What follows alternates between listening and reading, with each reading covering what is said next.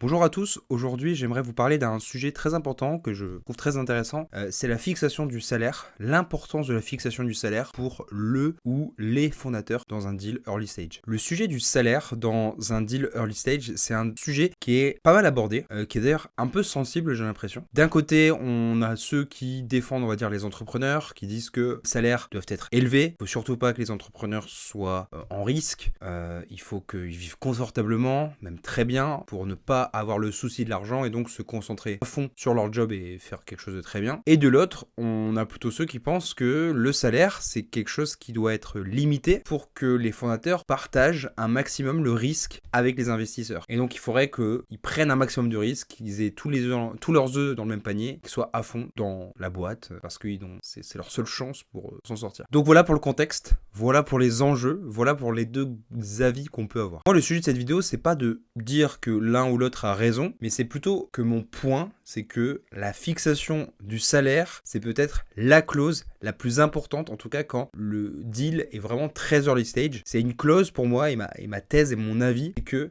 cette clause devrait être annoncée en même temps que la valorisation. Mon point, c'est que il y a pas mal de clauses dont on discute au dernier moment, dans une négociation d'un deal, et puis on va parler de la valorisation au début, parce qu'on se dit, autant parler de ce qui fâche, de ce qui pourrait fâcher dès le début, pour que tout le monde gagne du temps. Et mon point, c'est que la valorisation et le salaire dans un deal early stage sont tellement interconnectés que c'est quelque chose dont on devrait parler très rapidement et mettre sur la table très rapidement dans un deal. Premier point, on va faire un petit rappel d'un deal early stage. Quels sont les enjeux financiers d'un deal comme celui-ci? Ça fait plusieurs fois que je le dis sur cette chaîne, mais quand un investisseur investit dans une boîte au début, il achète l'incentive d'un ou de plusieurs fondateurs. Prenons par exemple le cas d'une entreprise de 3 cofondateurs qui ont un tiers chacun de leur part. Nous sommes investisseurs, nous investissons 500 000 euros à une valorisation post-monnaie de 2 millions d'euros. Dans ce cas-là, les fondateurs ont théoriquement chacun 500 000 euros de patrimoine dans la boîte. Alors justement, ce que je viens de dire, c'est une erreur. Ils n'ont pas vraiment 500 000 euros de patrimoine, mais la valorisation de leurs actions est aujourd'hui à 500 000 euros. En fait, ce qui se passe, c'est qu'aujourd'hui, ils n'ont pas vraiment 500 000 euros de patrimoine chacun, parce que ces actions, aujourd'hui, elles ne sont pas liquides. Elles ne pourraient pas du tout être revendues. Elles sont conditionnées, par exemple, au fait que l'entrepreneur reste dans la boîte pendant plusieurs années et réussisse à effectivement réussir son business plan. Il s'agit en fait d'une promesse pour l'avenir, d'une incentive. L'entrepreneur travaille pour valider ces 500 000 euros. C'est d'ailleurs pour cette raison qu'on va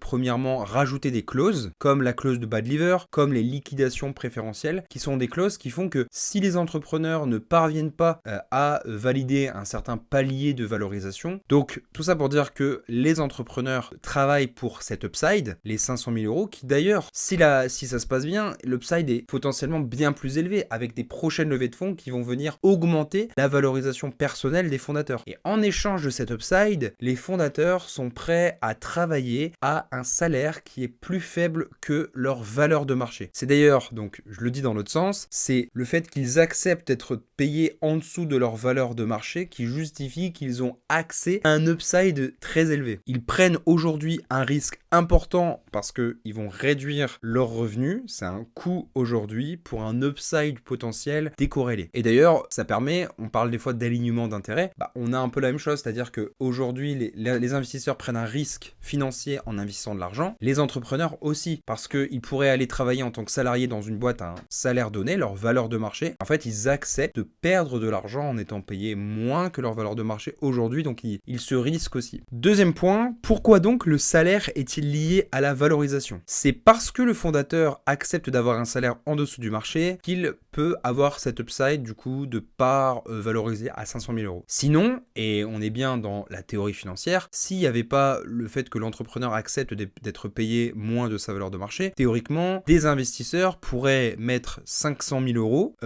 avoir 100% de la boîte et embaucher des personnes à leur valeur de marché directement. Ils accepteraient de travailler sans avoir de part. On remarque donc une fonction décroissante entre le salaire des fondateurs et la valorisation de leur part. La valorisation de leur part, autrement dit, à montant levé équivalent, c'est-à-dire la valorisation. Encore une fois, cela est plutôt vrai dans un deal early stage où le salaire des fondateurs représente une part significative de la masse salariale de la boîte.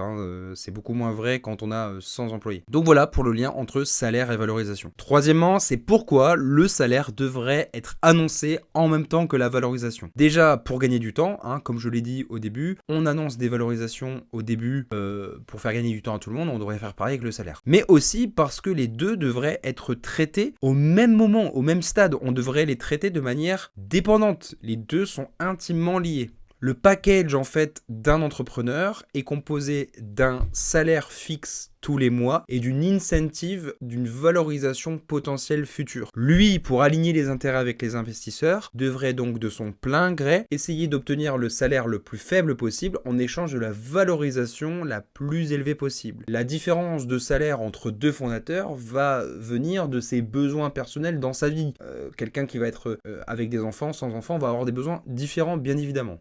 Donc c'est en fait quasiment à l'entrepreneur d'afficher ses intentions, son salaire dont il a vraiment besoin aujourd'hui, mais s'il l'augmente, ce sera au détriment de la valorisation de ses parts. Et donc ce salaire d'aujourd'hui, en fait 1 euro versé aujourd'hui vaut bien plus qu'1 euro demain. Donc il faudrait du coup capitaliser cet euro qui n'est pas utilisé aujourd'hui ou qui est utilisé aujourd'hui. Et donc si on applique un taux d'actualisation, enfin un taux de capitalisation par exemple autour des 30% par an, on obtiendrait dans 10 ans au moment de l'exit, on parle de quelle valorisation? Alors, je vais pas rentrer dans les détails exacts parce que, effectivement, dans 10 ans, théoriquement, si on allait jusqu'à 10 ans, il y a eu d'autres levées de fonds, la valorisation a augmenté, etc. Donc, c'est un peu compliqué d'à ce stade de dire dans 10 ans, j'enlève 50 000 euros des 500 000 euros et aujourd'hui, ça fait que, du coup, je sais pas, 100 euros. Ce serait un peu difficile. Donc, faut pas le voir comme ça, mais il faut savoir que quand on prend 1 euro aujourd'hui, on enlève de la valorisation demain et bien plus qu'1 euro. Après, le montant exact, ce serait un peu rentrer un peu trop dans les détails pour rien.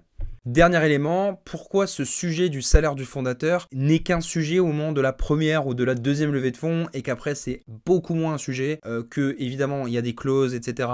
Pour fixer le salaire du fondateur, même dans les grosses boîtes du CAC 40 il y a des discussions sur le salaire du fondateur ou du dirigeant, c'est pas le sujet, mais en tout cas ça devient moins important, moins contraignant pour un fondateur. Parce que simplement au début, quand on a 3 fondateurs qui veulent chacun se payer 50 000 euros et que le salaire chargé de ces fondateurs ça passe à 70 000, 80 000 euros, eh bien la somme des 3, on arrive vite à 210 000 euros. Imaginez sur une levée de 500 000 euros, c'est quasiment 50% de la levée qui est utilisée pour payer les fondateurs. Donc quand eux vont vous dire que grâce à cette levée, tout va changer, ils vont se mettre à faire des trucs de fou, etc. Alors qu'en fait la moitié c'est utilisé pour se payer eux-mêmes, on peut remettre en cause le caractère novateur et le changement apporté par cette levée de fonds, puisqu'en fait on va simplement continuer les activités courantes. Et en fait, donc là 210 000 euros sur 500 000 euros, évidemment c'est important, et du coup au final, au fur et à mesure de l'avancée des levées de fonds, ce salaire va devenir un pourcentage bien plus faible de la masse salariale si la croissance du nombre d'employés est bien effective. Et autre effet, finalement, c'est que au bout d'un moment, l'entreprise, la start-up devient théoriquement mature, potentiellement profitable, les parts deviennent liquides, c'est-à-dire que l'entrepreneur a effectivement acquis ses parts, c'est-à-dire que là, il a fait son job, il les a les parts maintenant. Maintenant, c'est plus théorique,